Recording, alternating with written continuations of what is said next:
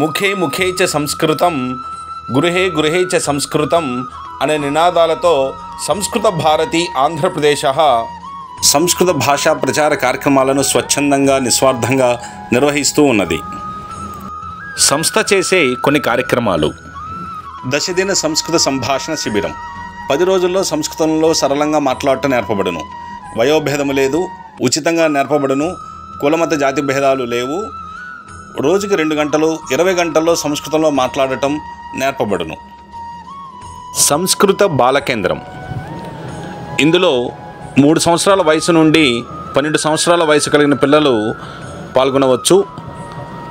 బాలకేంద్రంలో సంస్కృతంలో మాట్లాడుట, శ్లోకాలు, పాటలు, ఆటలు, యోగాసనాలు, భారతీయ సంస్కృతి సాంప్రదాయాలు, ఆచారాలు, సంస్కారాలు అనేవి పాఠ్యాంశాలుగా నేర్పబడును.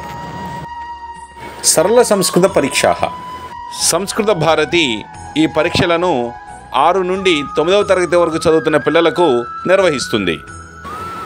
ఈ పరీక్షలలో 4 పుస్తకాలు ఉంటాయి: సరళ, సుగమ, సరస, సుఖద.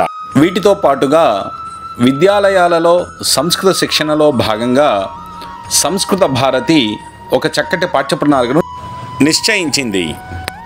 ఈ పాఠ్యప్రణాళికలోని పుస్తకములు అరుణ, ఉదయ, అయనం, సారిణి, ప్రపద్య, సుపద, సుషమ, సుభాష, సువాణి.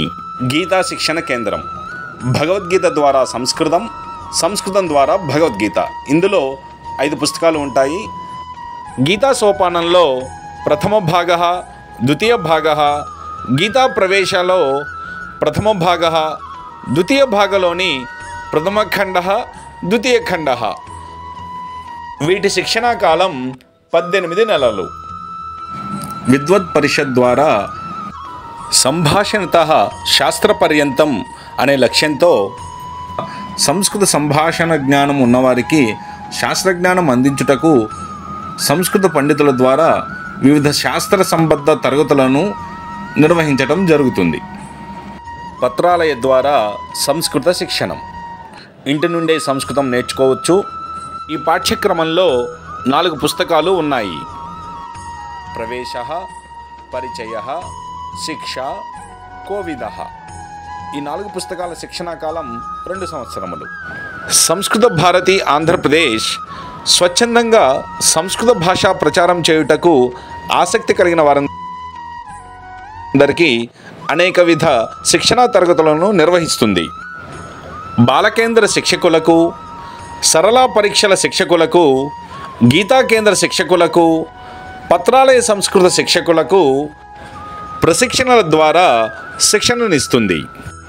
సరళ సంస్కృత సంభాషణ శిబిరాలను నడిపేవారికి శిబిర చాలక ప్రశిక్షణ వర్గ అనే పేరుతో ప్రతి సంవత్సరము శిక్షణనిస్తుంది. ఈ విషయాలలో మీరందరి సహాయ సహకారాల అవసరం చాలా ఉంది. ధన్యవాదాः. వదతు సంస్కృతం, జయతు భారతం. అమృత భాష, సంస్కృత భాష.